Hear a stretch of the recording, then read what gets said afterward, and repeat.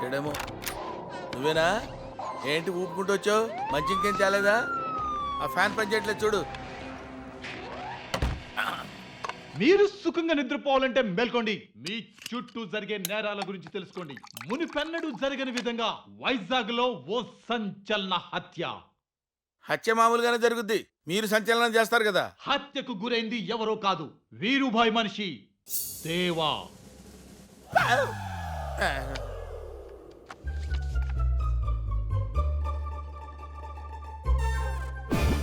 హంతకుడు చంపింది కత్తితోనో గన్నుతోనో కాదు, కరెంటు షాక్ తో చంపేశాడు.